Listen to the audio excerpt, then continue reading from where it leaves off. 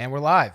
We are live. We're back. This is my favorite time of the week, Chad. Thank you for having me at your lovely apartment in downtown Fort Myers. Thank you. Folks, you'll eventually see it because we're going to have to do some behind-the-scenes work for Instagram. Instagram and TikTok and all the... Get excited. Yeah, we're on the talk. All the platforms. All right, guys. Well, ladies.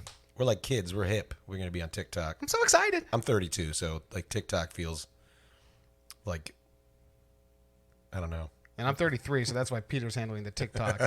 Because I'm the whippersnapper. And I'm handling all the AARP stuff. I've been doing this since I was TikTok age, like 25. TikTok age. Mid-20s, early mid-20s. He was the original TikToker. Yeah, that's not true. All right. Well, here we are, folks. We're back. Another episode of the Mercenary Musician Podcast. We are your host, Chad Broussard. And I'm Peter Coulter. And today we're going to be talking to you about volume control. This is something that I think a lot of beginners don't really even think about. This might be the thing I get complimented on the most, as sad as this sounds. You know, you're the right volume. you weren't too loud. It's like it's very, very, very common to get that kind of compliment, for me at least, because I control my volume very well, and I have learned how to do that. I've got the corners knocked off of me over the years. It will cost you money to not do this right, and in both short term and long term. It'll cost you tips because you're annoying people who would otherwise maybe tip you. It'll cost you gigs because you're annoying people who would otherwise sit around and buy more drinks and make your gig look like it was more profitable for the bar.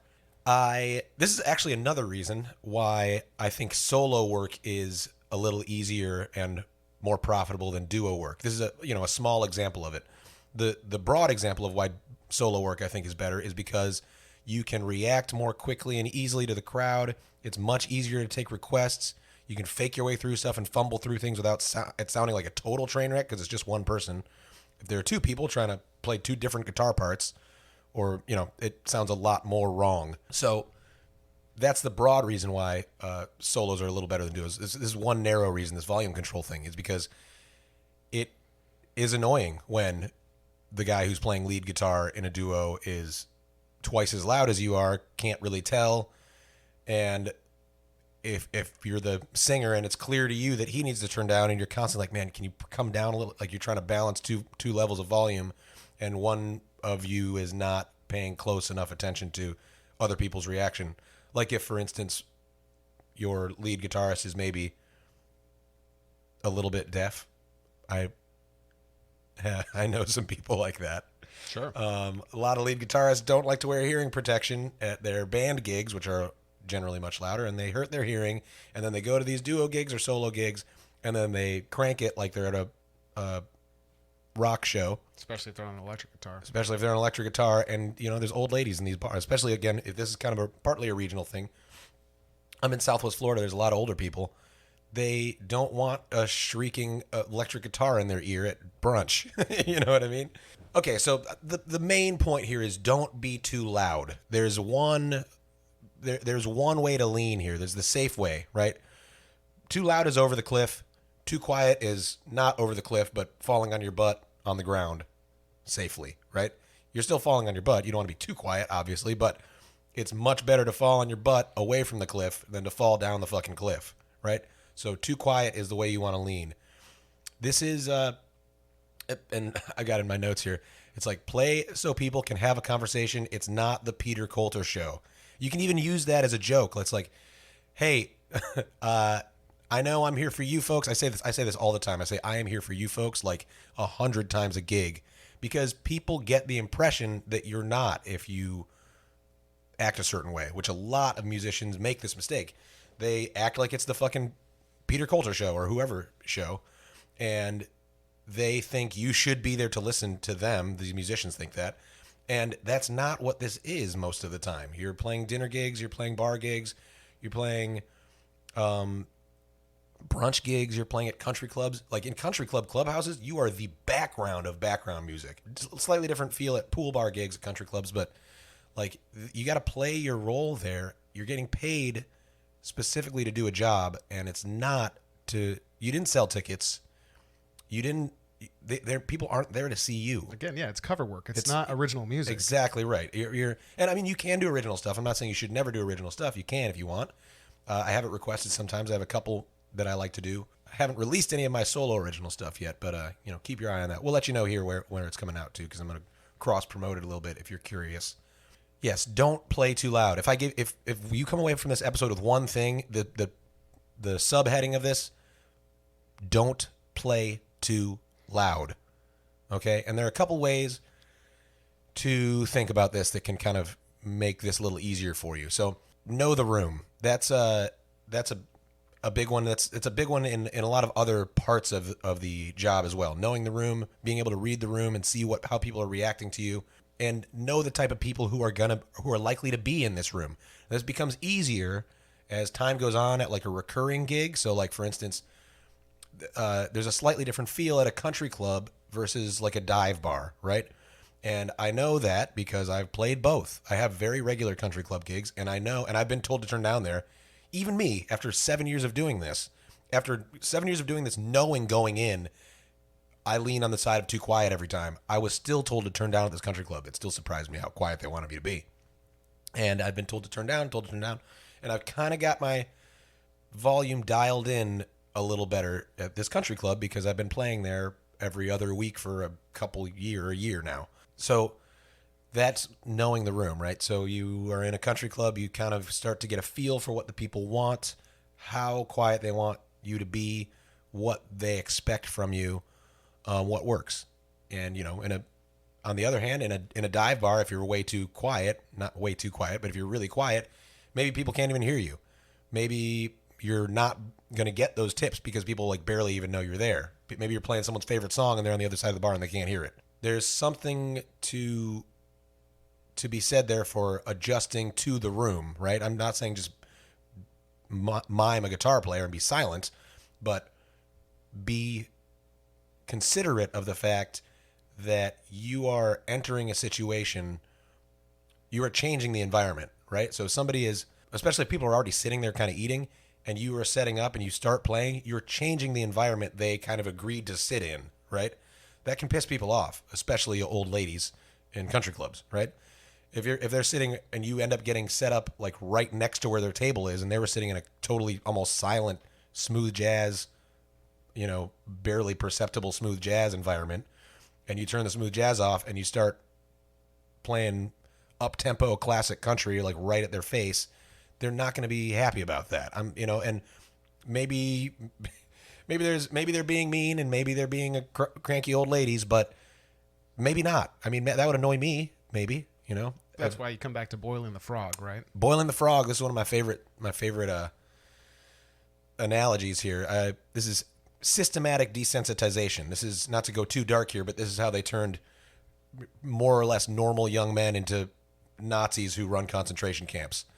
They get you slowly but surely. They say, "Hey, throw that rock through that window," and then, throw that rock through that window, and then you do that, and then they do the next. Beat that guy, and then you beat that guy, and then they do the next thing, and before you know it, you're throwing kids into ovens, right? You're burning down buildings. This is how you get someone to sit there. This is how you get an old lady to sit next to you and enjoy loud music. This same way they got the Nazis to do horrible things, right? I mean, some people are naturally adept at just want to do horrible things, but there was also the systematic desensitization happening there too, right? So this is how you do that, right? You boil the frog. If you put a frog in a pot of boiling water and the frog is able to jump out, the frog will jump right out. The frog does not want to be in a pot of boiling water. Whoa, I was in room temperature air, now I'm in boiling water, goodbye. Mm-hmm. If you put a frog in a pot of room temperature water, it will kind of just sit there. It's like, yeah, that's fine. And then you slowly raise the temperature. You can boil the frog, and it won't jump out. I have actually never done this experiment. I don't think you should do this experiment. This is inhumane. Don't do it. But that's the story, right? That's how you do this. So you can start your gig really quiet. I start with Blackbird almost every time. Partly because it's kind of impressive. Partly because it's a very popular song. Partly because it's quiet. It's just finger picking. It's like Blackbird singing in the dead of night. Plus, all old folks, for the most part, should know that because that was kind of their generation, right? That's right. And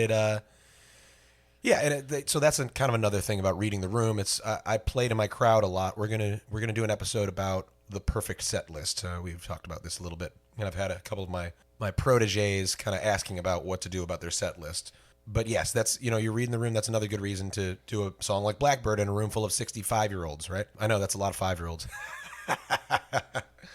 Yeah, so systematic desensitization. You start low and you just can slowly bring it up. You don't have to even bring it up if it's working. If the volume at that low level is working and people are clapping and enjoying it and tipping you, don't change it. You don't have to. I love this trick. I think that this is like one of the best moves in this kind of on this topic, the volume control topic that I made in my set. You just communicate, and this works for like stage fright too. We're going to do an episode about stage fright and performance anxiety, but just communicate. Treat these people like your friends. Make them your friends. And it's not like there's some external thing to you. You're a group of friends and you're at their party, kind of, right? And this is kind of how I started singing and playing guitar. Is I just started playing guitar at parties on my back porch trying to get laid, in high school. And that kind of feel, I've carried that with me to these gigs, and I would like you to start thinking that way. And if you're at a party, bust out the guitar. I'm sure a lot of you kind of do this too. Bust out the guitar and sing some songs for people and just kind of be like the guy at the party who plays some guitar songs sometimes. There are some big differences. Obviously, you're there for 3 hours straight doing it without being able to stop and hang out really for how you want. But, it is work. But that kind of feeling of like we're friends here. There's not crowd and performer. There is a group of at least potential friends. Treat these people like your friends. Talk to them, communicate with them, and you will have a good time. It will be better for you if you do this. And specifically what I'm talking about when I say communicate with them about volume is, by the way, folks, if I'm way too loud or much less commonly way too quiet, make jokes always. You just let me know, all right? You can write way too loud on a $100 bill and put that in my tip jar, and I will turn down for you. And they say, okay, I know, I'm just kidding, all right? Really, if I'm too loud, you let me know. I'm here for you. I'm not sensitive about it. I know a lot of performers are sensitive about it, all right? I'm not. I'm here for you, folks. If I'm bothering you, I don't want to bother you. I'm here for you. It's just like people like that. People who I like almost know for a fact were pissed off about my volume will look over at me when I say that and go like, no, you're good. Like, I swear to you, this works. And even saying it, like if you detect, and this is again where reading the room comes in, this is going to be a skill you're just going to need to develop. Reading a room, reading people, what they're thinking, what they are. It's one of those life skills. It's a life skill, yeah. What their mood is like. What's going on with them right now mentally. And it should be not that hard. Some people make it very clear they're not excited about you getting set up next to them. And, especially, not to profile too much, but especially old ladies. Sorry, old ladies out there who are almost certainly not listening to this podcast. Yeah, so if you notice people, and I did this happened Sunday night. By the way, I had a record-breaking night Sunday night. Another one? Yeah, dude, $607 in tips I made. It was a record. I know, it was a record-breaking. KLB. It was a record-breaking day too, actually. So I broke 2 records in one day. My daily record, I made $1,570 on Sunday. Working, it turned into a triple. It was really a double. So the reason it's a triple is because I finished that key lime gig on Captiva. It goes 6 to 10. It's got to be kind of a firm cutoff because I got like noise ordinance stuff. Guy kept fucking throwing me 50s and was just like, play one more song. I ended up going a little later than 10, which I'm not supposed to. And I was like, man, I would love to do this all night, but I really have to stop here because like there's, a job issue here. I can't do this. And they were like, okay, cool. Well, we got a house rented right down the block. You want to come over? And I'm like, yeah, man, my private event rate is $250 an hour. And he's like, cool. We'll just do it hour by hour. The cops will probably get called, but I'd like to do 2 hours. It'll probably just be 1 because the cops come. So I went over there, played 45 minutes. The guy gave me $300. Cops came. The guy gave me $300 and I left. So awesome. I made $200 for my bass pay at Key Lime. Then I made $607. I'm just going to round the numbers. $200 at Key Lime, $600 in tips. So that's $800 plus $300 at the gig after. So that's $1,100.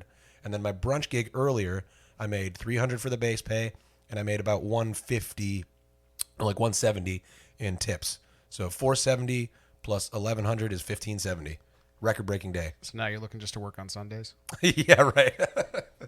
Yeah, I'm just doing Sundays now. But yeah, that was, season's coming back. It's middle of December right now here in Southwest Florida, which is the start of season, really. It's still warm. It's in the 80s, yeah. Okay, so we're not calling them tangents anymore. We're calling them lateral thinking now. We're rebranding it. Yeah. Okay, so we were talking about the old ladies sitting. I did this at my gig on Sunday. That's what got me off on my lateral thinking move there. I was setting up at my Sunday gig, 5:30 p.m. for my Captiva gig, and these two old couples were sitting right in the front. When they sat there, it wasn't a stage with a performer on it. It was just an empty, dark stage. They didn't really know or hadn't thought of the fact that there might be a musician coming to sit there and play. I'm getting set up. They're like halfway through their meal, and I can hear them kind of muttering about it. And they're like, "Oh, music is about to get started." And like, not excitedly, right? Not necessarily like, "Oh shit, music," but they weren't like, "Oh yeah, music, cool. What kind of music do you play?" They were like whispering to each other, so I couldn't hear music is getting started. And I heard it, and I piped in and I said, "Yeah, it's like, I hope you guys like death metal, and like it's pretty loud, like super loud." And they were like, everybody kind of laughed about it, and I was like, "No, don't worry about it. I'm I'm here for you folks, so I'm blasting you away. You let me know." And it just like immediately diffused the thing. They were thinking they were going to sit there watching me set up for 20 minutes awkwardly, not knowing, maybe even trying to rush out of there before I get started. I've seen that happen before. People trying to rush out because they don't want to get blasted away by music. They're trying to have a conversation at dinner. They didn't realize they were going to have a speaker 10 feet from their head. You just diffuse it by communicating with people and just say like, "Hey, if I am not going to be too loud, and if I am, you can change that because I am here with you." You're humanizing yourself. That's right. Yeah, I just had an experience the other day. Actually, no, 2 days in a row. I had it today on the way here too. I was just thinking that. I was like, man, that's so weird. I was pulling out into traffic. Somebody had stopped. It was like one of those things where there was like stop traffic, but they had like made a space for traffic to like get out in between, which I always appreciate. Please do that. I just saw a wreck happen last week like that. Yeah. So then shit, I was almost part of one. And I thought that I'd made eye contact with this guy. I thought I maybe even saw him wave me through. And I went, and he was kind of not paying attention, turned out, and started moving, and like we almost hit each other. And he looked up, and I was probably like, we made eye contact through my, he's coming right at my window. I'm looking through his windshield. He's looking through my driver's side window.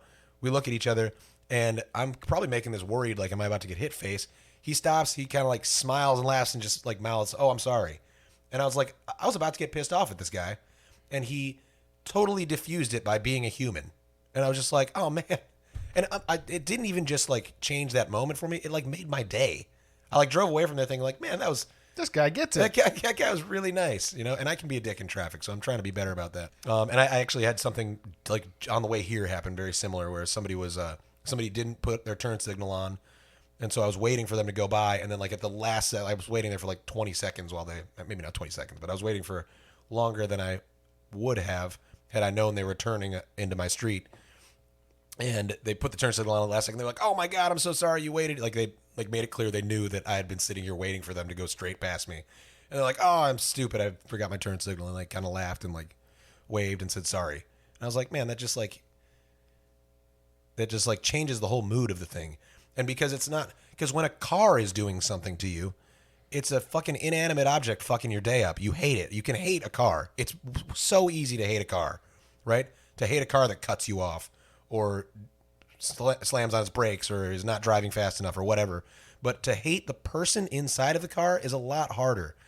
We're not made to like just hate people. I mean, I think that most people don't want to hate people. It's not like a natural inclination. And the reason road rage happens in large part is because you're not humanizing each other. And that brings me back to my point here, is people don't hate the musician who's playing too loud. They hate the loudness. So when you can say, "Look, I'm a person," when you let them know, "Hey, I'm Peter. I'm here. I'm going to be playing music for you. If I'm too loud, let me know and I'll fix it for you." Like, it's the same thing as like smiling at someone and saying, "I'm sorry I cut you off." Humanize yourself. It's just really important. It's what gets you tips too, even in an even broader sense. It keeps people from hating you for your volume more specifically, yes, but being a human that people relate to and like, people don't want to give $5 to an inanimate object. They want to give $5 or $20 or $50 or $300 to a human who they might want to have at their party. That's, for instance, that's like a great example. The reason this guy wanted me at his party to have an after party isn't because I played a lot of songs he liked perfectly. It's not because I shred on guitar. It's not because I even have a beautiful voice. It's because he kind of liked me as a person and was like, this person fits at a party. Let's keep doing this. So, yeah. Here's a little, just a couple more specific tips about reading the crowd, when to know when you are being too loud. It's better probably to just err on the side of not being too loud again, but if you are bothering someone, it will often look like this. People touching their ears, even if they're not plugging them up, people will reach for their ears unconsciously, like, this is not what I want to be happening to my ear right now. They'll like kind of reach for it like as if they can do something about it. Look for that. That's a sign. Things like moving closer to speak to each other when they weren't speaking that closely to each other before. Now, these are not by themselves all like deal breakers, like, oh my God, you should just mute it and walk away or cut the volume way down when just a minute you see any of these. These are just little signs and they can add up. The biggest one is looking frustrated. If you get like a nasty look combined with the touching the ear, combined with the moving closer to speak to each other, combined with like the shouting at each other, that's a big one. And granted, sometimes people are just hard of hearing and they have to shout at each other to be heard. Hard of hearing too. That part of hearing loss is they might have a perfectly fine time hearing each other at a certain volume in a silent room, but when you add external noise in there, it really confuses the sounds for some people with hearing loss. So it can be just the fact that you're playing anything at all. It could be even if you're really quiet, they'd have a hard time because they've got some kind of hearing loss that makes the two sounds conflict really, really harshly and makes it difficult to communicate.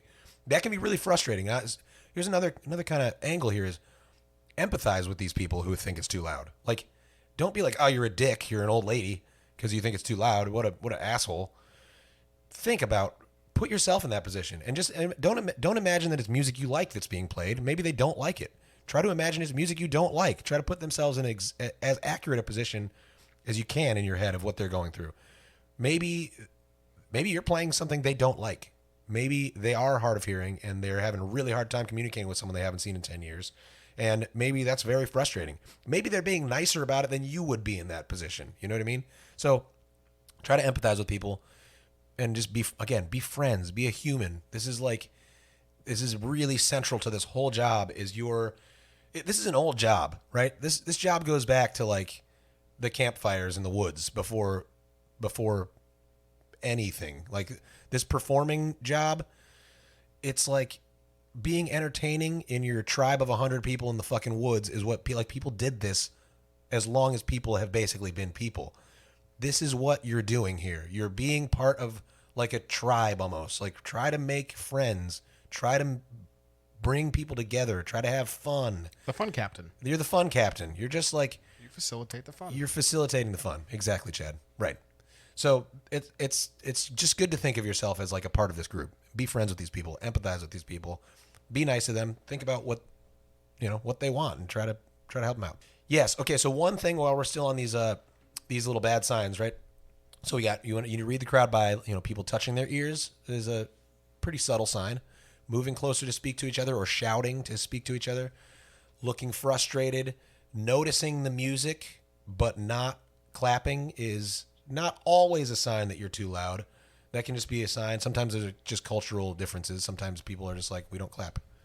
It's like sometimes I have played to a dead silent room before. Yeah, sometimes people snap. That's right, Chad. I've played to a dead silent room before and walked out with $200 in tips. It has happened. Sometimes people just don't want to clap. They're having dinner and they just don't want to clap between songs. And they do want to tip you. And they're enjoying you. It's not super common, but that does happen sometimes. Another one that is it ties into an earlier topic that we talked about, which is like you're trying to help bartenders and servers make money. And this is really more, you're not going to run into this so much as a solo act, but bands run into this a lot where like, I'm in a rock band that is like super duper loud sometimes.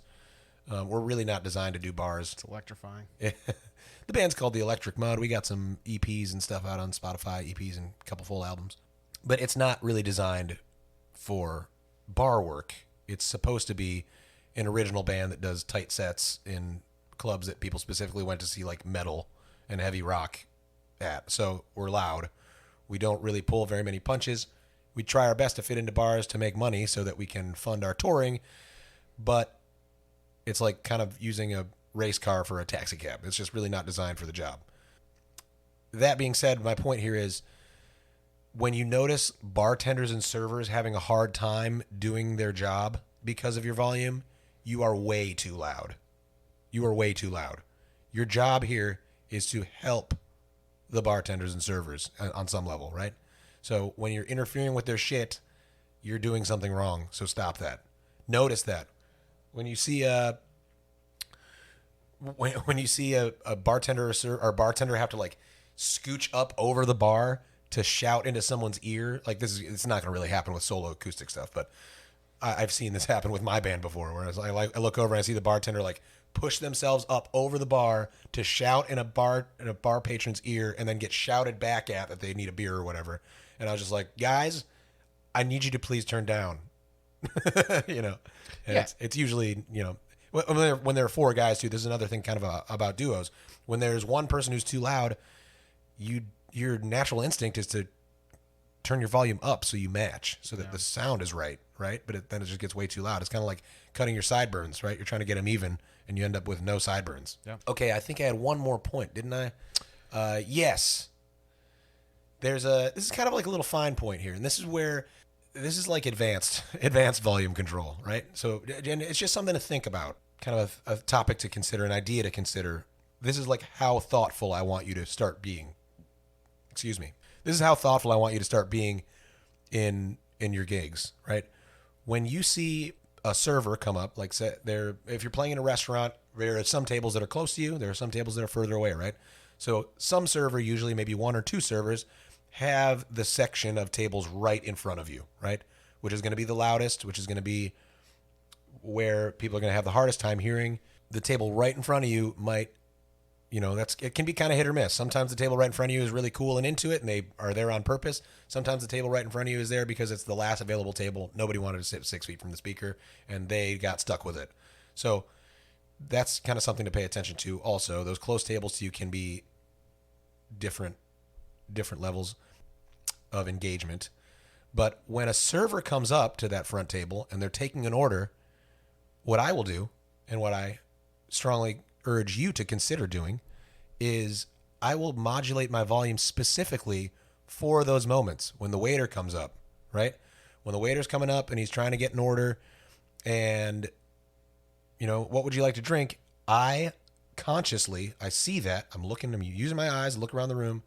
Server is 6 feet in front of me where the speaker is. Table is 6 feet in front of me where the speaker is. They're trying to communicate here. This guy's trying to do his job. I sing more quietly. I play more quietly as that's happening. And then when he walks away, I bring my volume back up to normal. And it's nothing anybody notices, I don't think. Nobody's ever mentioned it to me. But it's something that just makes a waiter's job easier. They might not even notice you're doing it. I don't think they do. But what they would notice is having to fucking ask someone 6 times, or, you know, having to shout at somebody that is, you know, that's not cool. That's not, you don't want to get shouted at your, you know, dinner experience at a restaurant. So these little things, that's a very specific example of what I kind of more want to say to you broadly, which is be considerate, look around the room, be aware of your surroundings. Constantly. That's like, it's really important here. If you're oblivious to what effect you're having on the people in front of you and the people around you, you're going to fuck things up. You're going to make people's lives harder and less fun. And that's not what you want. You want to do the opposite. So pay attention to what's happening around you. Read people's faces. Read people's body language. Read people's responses in the form of tips and clapping. Like, notice the situation. A server standing there trying to get a food order from a lady with a quiet voice.